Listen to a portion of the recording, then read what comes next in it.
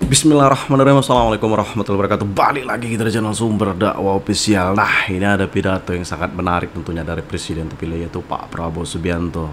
Dan di sini kita akan melihat momen di mana beliau menyindir kaum pesimistis yang selalu pesimis dengan kemajuan Indonesia ke depannya. Oke, langsung saja kita melihat videonya tanpa berlama-lama. Bismillahirrahmanirrahim. Let's go.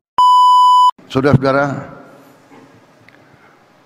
yang Maha Besar sangat baik sama kita.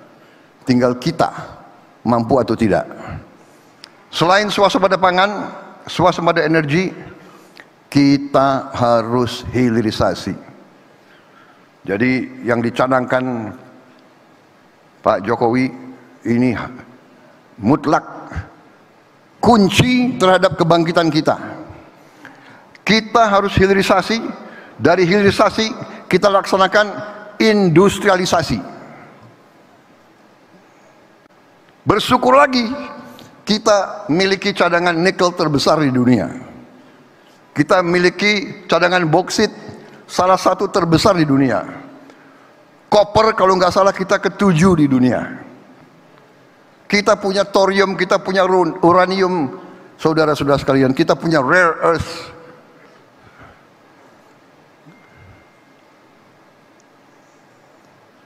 Ada pihak-pihak yang selalu entah pesimistis atau memang sengaja tidak suka kalau Indonesia bangkit.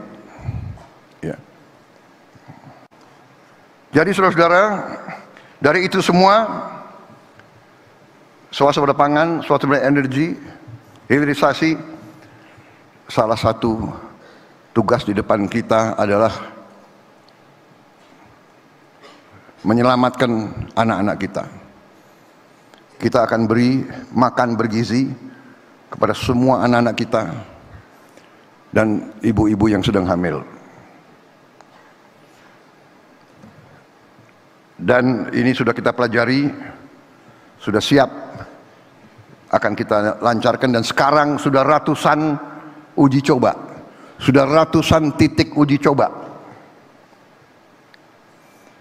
Dan alhamdulillah uji cobanya sebagian besar sukses. Dan alhamdulillah sekarang inisiatif, ada perusahaan saya akan beri di daerah saya akan beri ke karyawan saya akan beri anak-anak karyawan saya. Ada kepala daerah, saya akan pakai APBD untuk sebagian. Silakan, mari kita masing-masing berbuat untuk menyelamatkan masa depan anak-anak kita. Jadi saudara-saudara, kalau saya rangkum, produksi pangan, produksi energi, hilirisasi. Hilirisasi untuk nilai tambah, hilirisasi untuk lapangan kerja, hilirisasi untuk menyelamatkan devisa kita.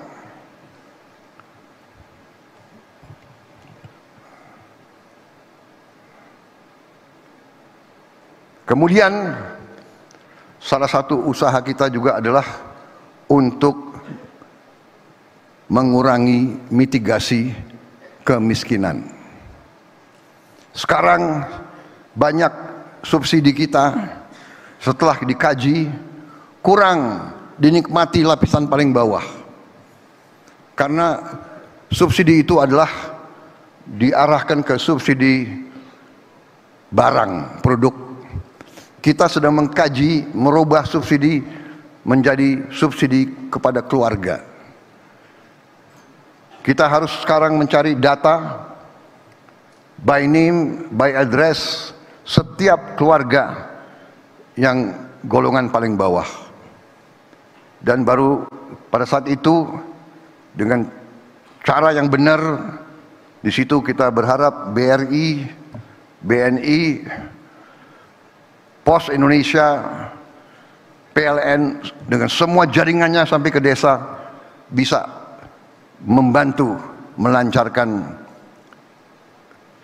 pengiriman subsidi itu langsung ke keluarga yang miskin.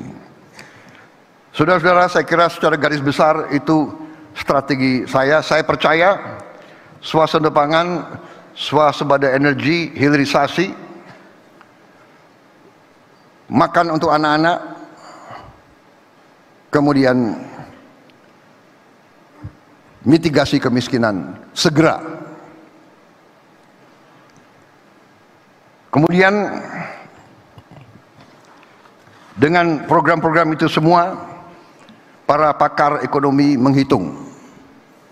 Sebagai contoh, kalau kita insya Allah berhasil, dan saya yakin kita berhasil, mencakup pemberian makan bergizi untuk anak-anak kita, artinya ada uang beredar di setiap desa, setiap hari. Artinya telur, sayur, pangan, buah,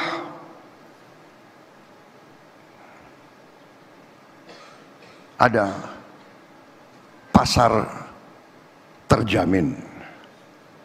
Istilah perdagangannya apa? Pasar yang terjamin, ya.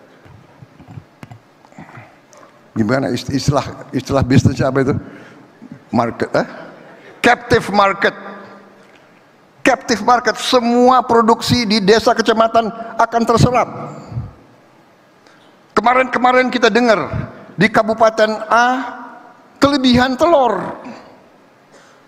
Kita dengar panen di Jawa Barat, mangga yang terbagus tidak bisa dijual karena nggak ada kendaraan mengangkatnya dari desa itu. Di satu desa, di satu kabupaten, cabai harganya tak terkendali. Di satu desa, cabai tidak bisa terbeli, dan sebagainya dan sebagainya. Sekarang kita sangat optimis bahwa apa yang dihasilkan semua petani kita di seluruh kecamatan sudah ada captive market, sudah ada pasarnya, terjamin. Mereka tahu produksi telur mereka akan dibeli, mereka tahu timun mereka akan dibeli, tomat mereka akan dibeli, cabai mereka akan dibeli, sayur mereka akan dibeli, ikan lelenya akan dibeli, ikan nilanya akan dibeli. Saudara-saudara, jadi saya memang sering diejek, ya kan, Prabowo apa ini 8% pertumbuhan, ya kan, kita dinyinyir, ya nggak apa-apa. Saudara-saudara, saya belajar dari Bung Karno, proklamator. Beliau pernah mengatakan, gantungkanlah cita-citamu setinggi langit. Kalau kau tidak sampai langit, minimal kau jatuh di antara bintang-bintang. Saudara-saudara, saya canangkan 8%. Kalau nggak sampai 8%, ya 7,5. Kalau nggak sampai 7,5, ya 7, ya kan? Kalau kita puas, kita canangkan 6%. Nanti 5,3, ya sudahlah, ya kan? Saudara-saudara, dari sejak muda saya pinginnya jadi jenderal, bukan kolonel. Jenderal, cita-cita saya. Tapi tidak duduk di bawah pohon, saya minta bintang jatuh ke saya, enggak. Saya bekerja. Saya ingin jadi bintang 4, ya lumayan dapat bintang 3, ya kan? Ujungnya dapat bintang 4 juga dari Pak Jokowi, gitu. Jadi saudara-saudara yang muda-muda, tak akan lari, ya, tidak akan lari. Kalau cita-citamu benar, kau bekerja keras, insya Allah. Never give up, never surrender. Saya ajarkan kepada saudara, jatuh, bangun lagi. Jatuh lagi, bangun lagi. Emangnya ada yang kasihan lu jatuh? Bangkit lagi. Jadi siapa tahu nanti tidak 8%. Kalau 9% gimana? Lu nggak percaya kan? Bener nggak? Tunggu tanggal mainnya.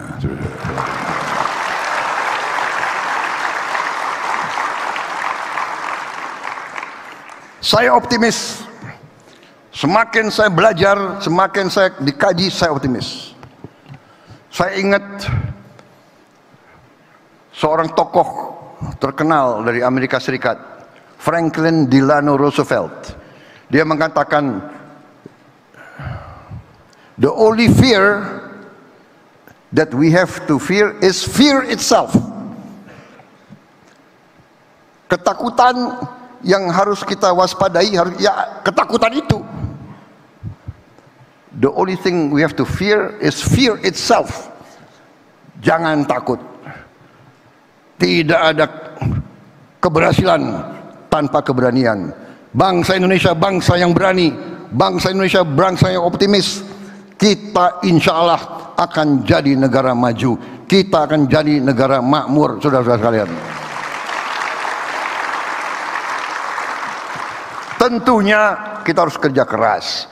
Kita harus benahi organisasi kita, benahi sistem pendidikan kita, merit system. Kita benahi hukum kita, peradilan kita. Salah satu kelemahan kita adalah sistem peradilan kita.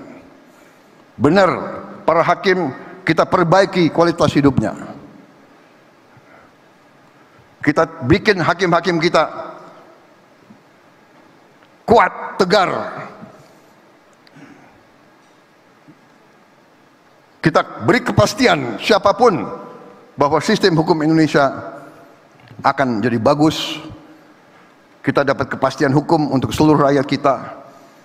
Para investor akan tenang kalau ada kepastian hukum. Ya. Saya kira saudara-saudara sekalian, secara garis besar itu yang ingin saya sampaikan. Kekayaan kita banyak, aset-aset negara besar. Sudah saya hitung, kalau kita konsolidasikan semua kekayaan kita dalam manajemen yang baik, mungkin kaget. Jangankan orang lain, kita juga kaget betapa kayanya kita. Kuncinya kita harus menjaga kekayaan kita. Kita harus mengurus kekayaan kita. Kita harus dengan prudent, dengan arif. Makanya BUMN, bank-bank, ingat BNI, Bank Perjuangan, semua himbara, uang yang saudara kelola adalah uang rakyat Indonesia. Setiap sen, setiap kredit harus dipertanggungjawabkan.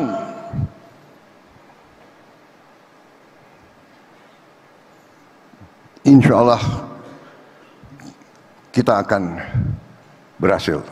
Wassalamualaikum warahmatullahi wabarakatuh.